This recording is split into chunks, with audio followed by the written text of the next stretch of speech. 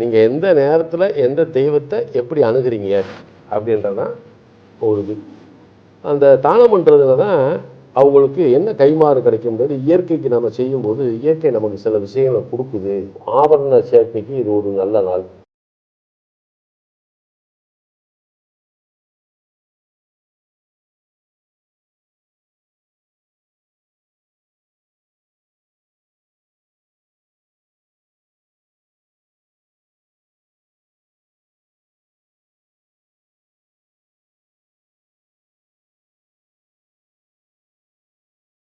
இப்போ இன்னைக்கு நம்ம வந்து கார்த்திகை நட்சத்திரத்தில் வந்து இந்த ஜோதியை தரிசனம் பண்ணுறோம். இப்போ கார்த்திகை நட்சத்திரம் அப்படின்னா இது சூரியனுடைய நட்சத்திரம். பட் கார்த்திகை நட்சத்திரம் எங்கே இருக்குது அப்படின்னா அது காலபுருஷனுடைய 2ஆம் இடத்தில் இருக்கக்கூடிய நட்சத்திரம். இந்த இப்போ ஒன்றும் இல்லை, இப்போ சாதாரணமாக நம்மக்கிட்ட யாராவது ஒருத்தவங்க வந்து ஒரு பார்வை குறைபாட்டில் வர்றாங்க அப்படின்னா அவங்களுக்கு இந்த கார்த்திகை நட்சத்திரத்தில் வந்து இந்த விளக்கை சுற்றுங்க, உங்களுக்கு சரியாக போகும்னா இந்த விளக்கை சுற்றி அவன் போய் தண்ணியில் முகத்தை கழுவுனாலும் கண்ணு தெரிய ஆரம்பிச்சிடும். அதுக்கு ஒரு பவர் உண்டு. நீங்கள் எந்த நேரத்தில் எந்த தெய்வத்தை எப்படி அணுகிறீங்க அப்படின்றதான் ஒரு இது. பட் நம்ம எல்லா ஊர்லேயுமே ஆடி மாதம் இந்த மகமாயிக்கு மாரியாய்க்கு கூழ் ஊற்றுவோம். என்ன அப்போ ஆடி மாதம் அப்படின்றதில் அவங்க தனித்துவம் வாய்ந்ததாக என்ன செஞ்சுருக்கிறாங்க, இந்த மாதத்தில் இந்த அம்மனுக்கு கூழ் ஊற்றுனா மக்கள் அது வந்து எப்படின்னா வாழுகின்ற பகுதி. அது வந்து என்ன கடகம், அந்த கடக மாதம்தான் ஆடி மாதம்னு சொல்லுது. நம்ம எந்த ஏரியாவில் குடியிருக்கிறோமோ அந்த குடியிருக்கக்கூடிய மக்கள் ஒன்று சேர்ந்து அந்த அம்மனை வழிபடுறது, அது வந்து அங்கே ஒற்றுமையை வளர்க்கக்கூடிய ஒரு நிலை.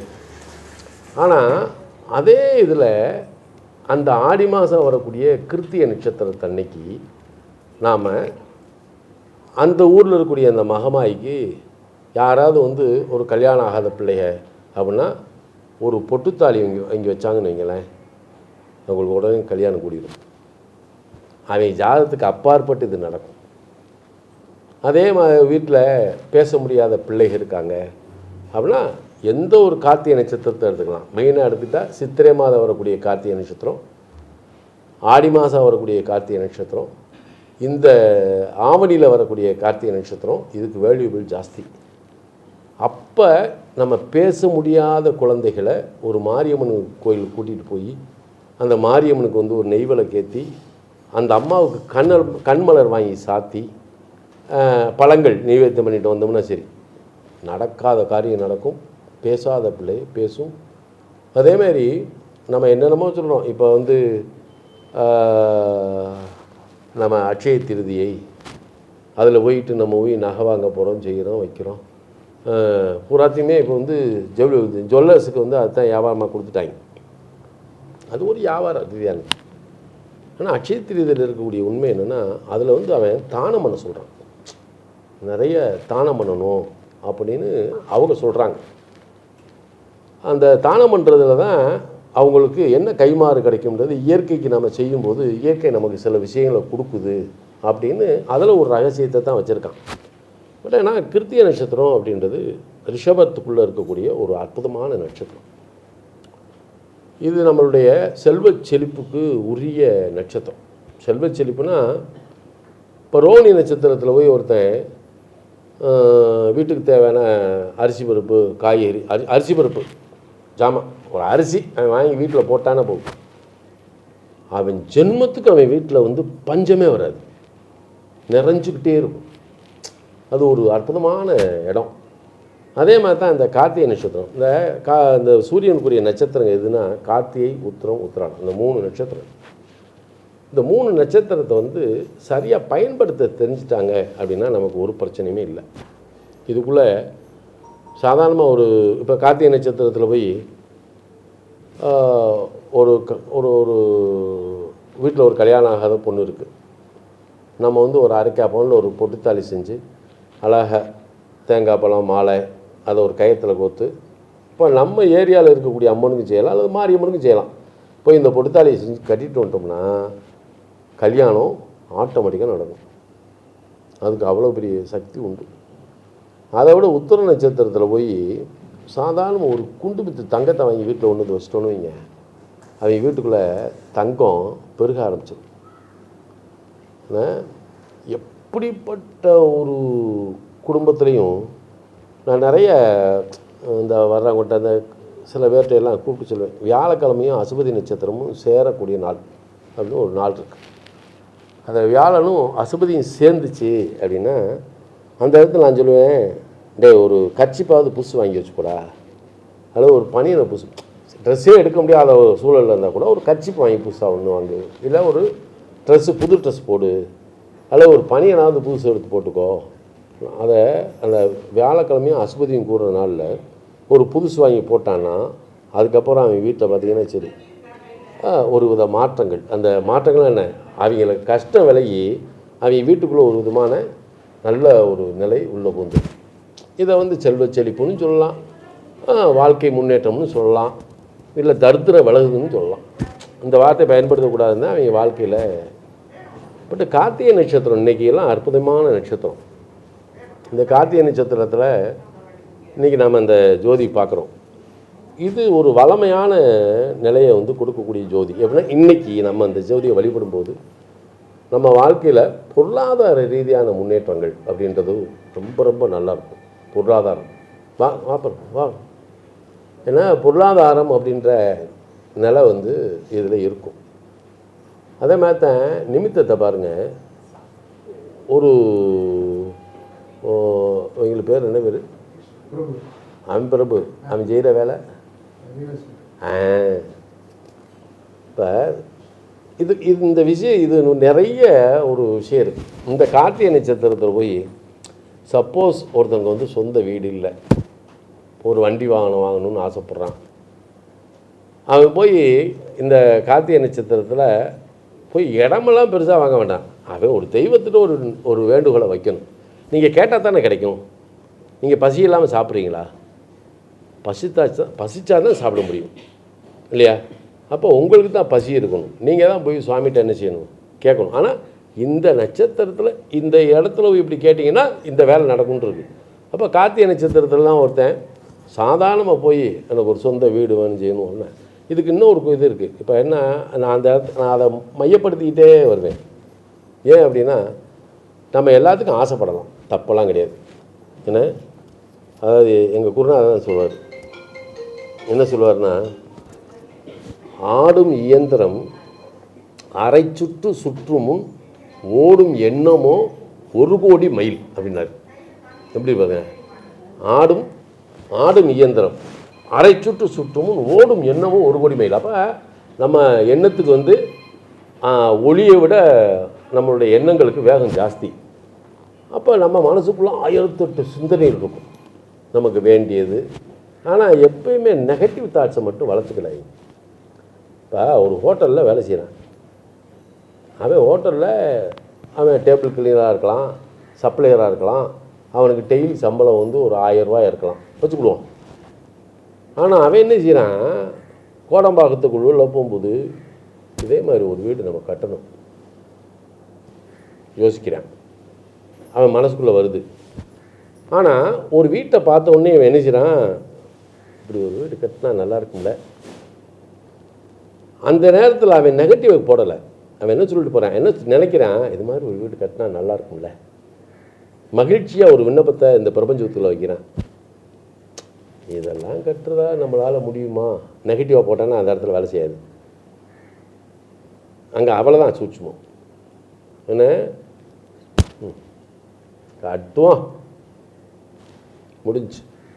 அப்போ இந்த இடத்துல டெய்லி அவங்க கொடுக்குறது 1000 ரூபா சம்பளத்தை இவ்வளோ பெரிய 1.5 கோடி ரூபாய்க்கு வீடு கட்ட முடியுமா, கிடைக்குமா? அல்ல அவன் போய் லோன் கட்டால் கிடைக்குமா? கிடைக்காது. ஆனால் அது ஒரு காலகட்டத்தில் நிறைவேற்றும். அப்போ என்ன செய்யும் அப்படின்னா, இவன் இந்த விண்ணப்பத்தை போட்ட நேரம் அப்படின்றது இந்த பிரபஞ்சம் உள்வாங்கி வச்சுக்கணும். வாங்கி வச்சுக்கிட்டு இவனை என்ன செய்யுறது, இவன் 1000 ரூபா சம்பளத்துலேருந்து எப்படி கட்ட முடியும்? அப்போ இவனை மெல்ல ஏற்றும் படிப்படியாக ஒரு ஒரு ஒரு சின்ன, அதுக்கப்புறம் ஒரு கை வண்டி தள்ளி ஒரு ஹோட்டலில் வைக்கலாம், அல்லது அதுக்கப்புறம் ஒரு இடம் கிடச்சி ஒரு ஹோட்டல் வைக்கலாம், அப்புறம் ஹோட்டலில் பெருக்கலாம், அதில் இது பண்ணுவான். அப்போ காசு வரும்போது இந்த வீடு கட்டிக்கலாம். ஏன்னா இந்த யூடியூப்பில் போடுற மாதிரி இந்த ராசிக்காரெல்லாம் கோடீஸ்வரர்களாகி விடுவீர்கள் அப்படின்னா எங்கிட்டு கூட வருது? சாத்தியமே கிடையாது. அந்த எண்ணத்தை வளர்த்துக்கவே கூடாது. காரணம் இல்லாமல் எப்படி நீங்கள் வந்து இதாகுது? ஏன்னா ராத்திரி கூரையை பொத்து கொடுக்குறதுன்னு கடவுளுக்கு என்ன இதா? அதுவும் ரொம்ப எழுதுறாங்க. அப்போது இதை சொன்னால் தான் அந்த யூடியூப்பை பார்க்குறாங்கன்னு சொல்லிட்டு பாடுறாங்க. வேறு ஒன்றுமே கிடையாது. நான் சொல்கிறேன், இப்போ நம்ம சொன்னது வந்து பிராயச்சித்தம். இவன் ஒரு விண்ணப்பத்தை போட்டான், சரியா? இந்த விண்ணப்பம் நிறைவேறணும். எனக்கு அழகான வீடு, இப்படி ஒரு வீடு கட்டணும், முடிச்சிட்டான். இவன் போட்ட போடுக்கு இந்த பிரபஞ்சம் என்ன செய்யுது? அது கடமையே செய்ய வந்துடுது. ஐயோ இப்படி கேட்டு போட்டானே இந்த பிள்ளை, இவன் ஆசையை நிறைவேற்றணுமேன்னு சொல்லி அதுதான் என்ன செய்யுது? இவன் வாழ்க்கையை முன்னேற்றுது. அங்கே பார்த்துக்குங்க. அப்போ இந்த இடத்துல தான் நமக்கு கிரகங்களும் உதவணும். நவக்கிரகங்களும் அவன் ஜாதக ரீதியாக அல்லது அவனுடைய கர்ம நிலையில் அதுவும் கொஞ்சம். அண்ணாத்துறை எனக்கு ரொம்ப பிடிக்கும். என்ன தெரியுமா? நீ 8 அடுக்கு மாளிகை கட்டணும்னு யோசிச்சா தாண்டா ஒரு ஓட்டு குச்சலாவது கிடைக்கும்ன்றார். ஏன்னா ஒரு 8 அடுக்கு மாளிகை கட்டணும்னு ஆசைப்பட்டீங்கன்னா உனக்கு ஒரு ஓட்டு வீடு கிடைக்கும். அப்போ நம்ம எண்ணத்தை வந்து எப்படி வைக்கணுமா? பன்மடங்கு வச்சுக்கணும். அதை கிடைச்சா போதும். அப்போ இந்த மாதிரி சூழலில் நம்ம எண்ணத்தை வந்து எந்த இடத்துலையும் நெகட்டிவாகவே வச்சுக்கூடாது, பாசிட்டிவாக இருக்கும். என்ன இதை இப்படி சொல்லலாம் உங்களுக்கு புரிகிற மாதிரி, சரியா? ஒரு அம்மா அழகா எங்கள் பாணியில் சொன்னால் ராஜ்மஹால் பட்டு சேலை கட்டிட்டு போகுது. ஒரு 1.5 லட்ச ரூபா சேலை பட்டு சேலை, ரைட்டா? இந்த பட்டு சேலை கட்டிட்டு போகும்போது அதை பார்க்கக்கூடிய ஒரு அம்மா, ஒரு பிள்ளையாக இருக்கலாம், அம்மாவாக இருக்கலாம், யார் வேணாலும் இருக்கலாம். அந்த அம்மா சேலை சூப்பராக இருக்கு, அந்த அம்மாவுக்கு லட்சணமாக இருக்குல்ல அப்படின்னு ஒரு வார்த்தை போட்டுச்சுன்னு வைங்க. அந்த அம்மா இந்த சேலை சூப்பராக இருக்குது, அது இவங்களுக்கு ரொம்ப நல்லா இருக்கு, சூப்பர், இந்த போட்டால் போதும். போயிட்டாங்கன்னா இந்த 1.25 லட்ச ரூபாய் சேலையை விட 2 லட்ச ரூபாய் சேலை இவங்களுக்கு வந்துடும். இவெல்லாம் இப்படி கட்டிட்டு போகிறாளே, இது முகரைக்கெல்லாம் இது தேவையா? இந்த முகரைக்கு இவ்வளோ விலை கூடதா? இப்படி நினைச்சா ஒரு ரேஷன் கடை சேலை கூட வீட்டுக்கு வராது. அப்படித்தான் சொல்லணும். அப்போ நீங்கள் ஒருத்தரை பார்த்து பெருமைப்படுறதும் அவங்கள வாழ்த்துறதும் அவங்கள அப்செட் பண்ணி சூப்பராக அழகாக வாழ்த்துனீங்கன்னா பிரபஞ்சம் வந்து அதை நம்மளை பார்த்துக்கிட்டே இருக்கும். இவ்வளவு தான் இது வாழ்க்கை. நீங்கள் யாரை சார்ந்திருக்கீங்க, உங்களை யார் சார்ந்திருக்கிறா, மேட்ரு அவ்வளோதான். அப்போ பிரபஞ்சத்தில் நம்ம எல்லாருமே சார்ந்திருக்கிறோம். அதில் இன்றைக்கி கார்த்திகை நட்சத்திரம் வேறு, இதெல்லாம் ரொம்ப முக்கியமானது. இந்த இடத்துல இதில் நிறைய சொல்லலாம். பொருளாதார அடிப்படையில் பாதிக்கப்பட்டவங்க, என்ன இந்த பேசாத குழந்தைகள், அதாவது பேச்சு வரல அப்படின்னு சொல்ல குழந்தைகள், புத்திரப்பாக்கியம் வேண்டப்பட்டவங்க, இதெல்லாம் இது கொடுக்கக்கூடிய ஒரு விஷயம். இன்றைக்கி இருக்கக்கூடிய இதில் ஒரு அருமையான ஜோதி. இந்த ஜோதி வந்து மிகப்பெரிய மாற்றத்தை உண்டு பண்ணும், மிகப்பெரிய மாற்றத்தை உண்டு. அருமையான நாள் இந்த நாள், வெள்ளிக்கிழமை, கார்த்திகை நட்சத்திரம், என்ன 2 இணையக்கூடிய நாள் வந்து ரொம்ப விசேஷமான நாள். அதனால் நம்ம என்ன செய்கிறோம்? ஜோதியை நல்லா ஆத்மார்த்தமானவங்க ஆசைப்படுங்க, அனைத்துக்கும் ஆசைப்படுங்க, எல்லாத்துக்கும் ஆசைப்படுங்க, என்ன வாழ்த்துங்க, எல்லாத்தையும் வாழ்த்தி பழகுங்க, நன்றி சொல்லி பழகுங்க. அவ்வளோதான், சிம்பிளாக தான் சொல்லியிருக்கான். அது செஞ்சாலே நமக்கு என்ன செய்யும்? எஸ்ஸு நிறைய. ஏன்னா சமூக இயலில் நம்ம வாழ்கிற வாழ்க்கையில் இருக்கக்கூடிய யதார்த்தங்கள் இருக்கு இல்லையா, அதுதான் இதை நம்ம பார்க்க வேண்டியிருக்கு. யதார்த்தங்கள் இதுதான் உண்மை. ஏன்னா அதை விட இந்த வெள்ளிக்கிழமை ரோகிணி நட்சத்திரம் வர்ற அன்னைக்கு நம்ம வீட்டில் சக்கரை பொங்கல் வைக்கணும்.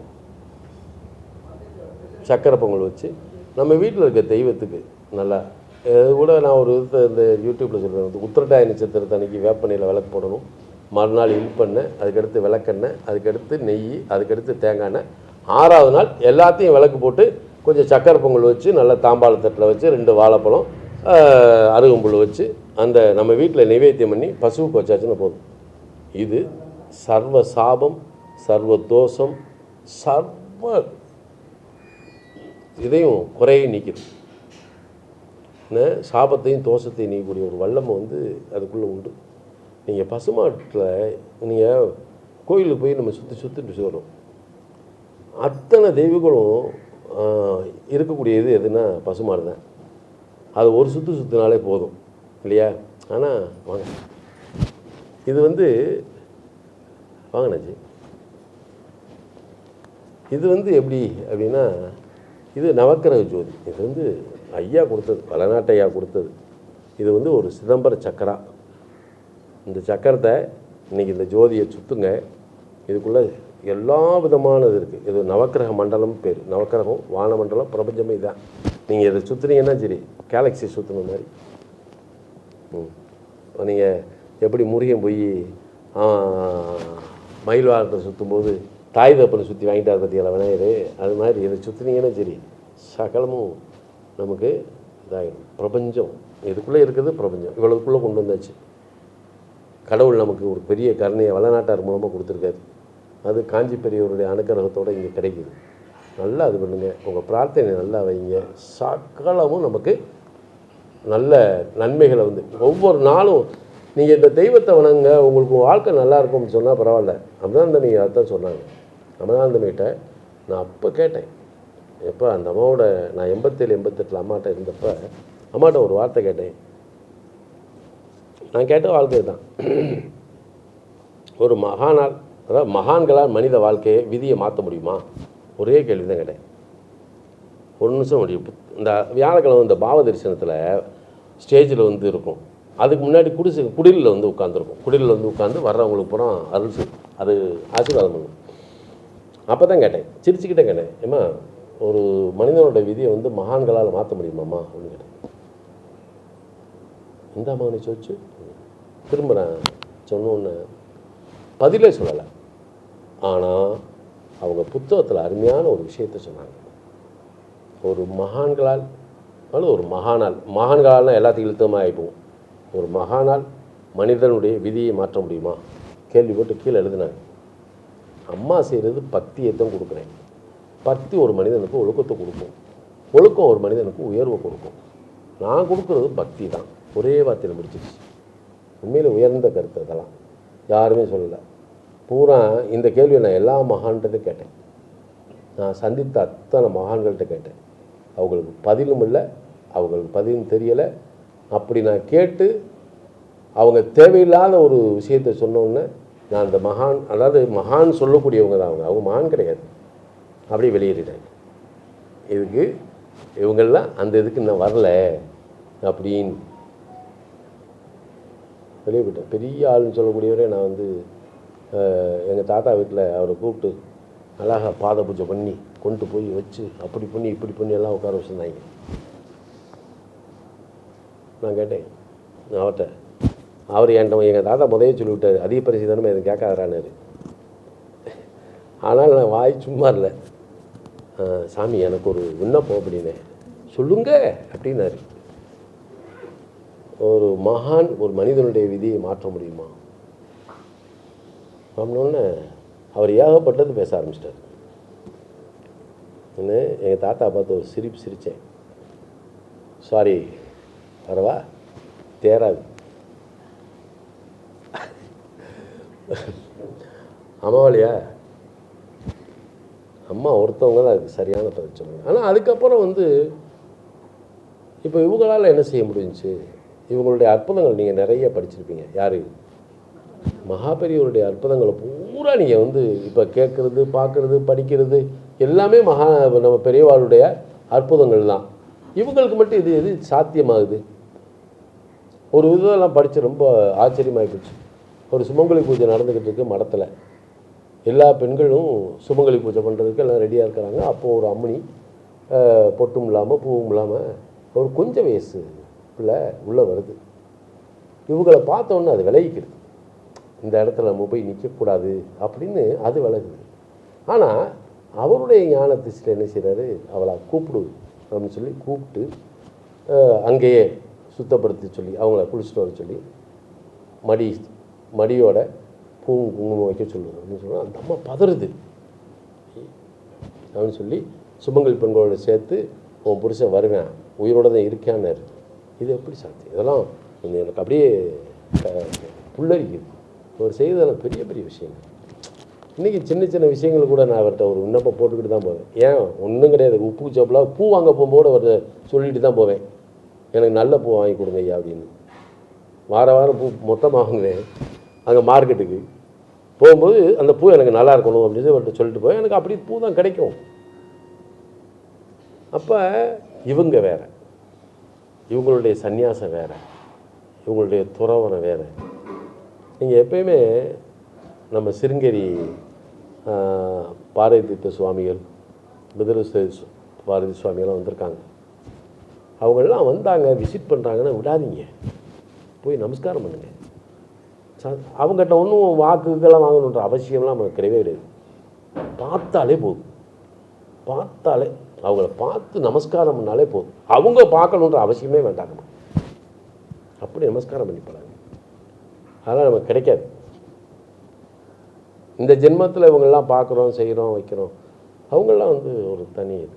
மகாபெரி இருக்க வரைக்கும் பெரிய கொடுப்பனை. ஏன்னா இவங்களுடைய படத்தை தூக்கி வைங்க, மகாபெரியவருடைய படத்தை தூக்கி வைங்க.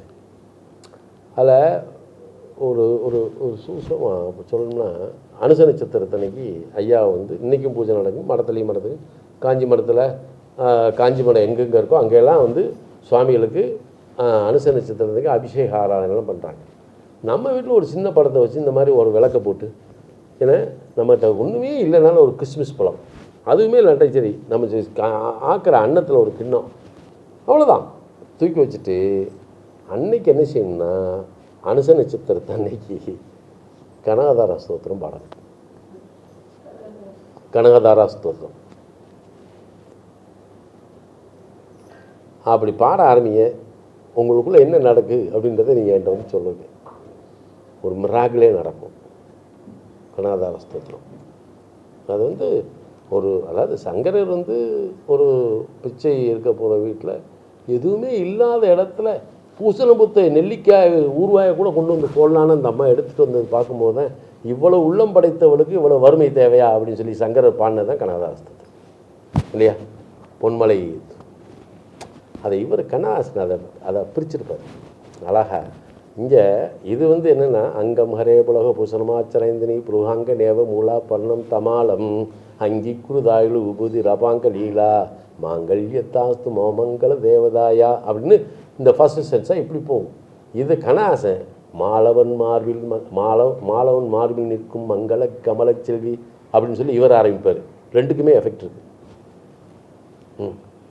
கண்ணாசன் தண்ணி எழுதின 2 இயேசு காவியமும் இந்த 2 தான். ரொம்ப அழகான ஒரு இது. அதனால் இன்றைக்கி நல்ல கார்த்திகை நட்சத்திரம் சரியா, நல்லா சுவாமிகளை நல்லா வேண்டிட்டு நல்லா தரிசனம் பண்ணுங்கள். விளக்கு போடுங்க, நீங்கள் தான் ஏற்ற போகிறீங்க. நல்லா விளக்கேற்றுங்க, பிரார்த்தனையை நல்லா வைங்க. உங்களுக்கு என்ன வேணுமோ அந்த பிரார்த்தனை இங்கே வைங்க சரியா. நான் வெளிநாடு போகணும் வேண்டு, எனக்கு வேலையில் சம்பளமே தர மாட்டேங்க, எனக்கு கூட சம்பளம் வேணும் வேண்டு, எனக்கு ஒரு நல்ல நெக்லஸ் வேணும் வேண்டு, ஏன்னா சரியா எல்லாம் வேண்டாம். இன்றைக்கி நீங்கள் கேட்கக்கூடிய ஆபரண சேர்க்கைக்கு இது ஒரு நல்ல நாள், பொருள் சேர்க்கைக்கு நல்ல நாள், புத்திரத்துக்கு நல்ல நாள், ஒரு ப்ராப்பர்ட்டி வேணும் அப்படின்னா நல்ல நாள், பார்வைக்கு நல்ல நாள், பேச்சுக்கு நல்ல நாள், இல்லை செல்வத்துக்கு நல்ல நாள் ரைட்டாக. காலபுருஷ தத்துவத்தில் 2ஆம் இடத்துல சந்திரன் கிருத்திகை நட்சத்திரம் நிற்கிறது. அவ்வளோதான். இன்றைக்கி நம்ம எல்லாத்துக்குமே செல்வ கொடுக்கக்கூடிய நாள்.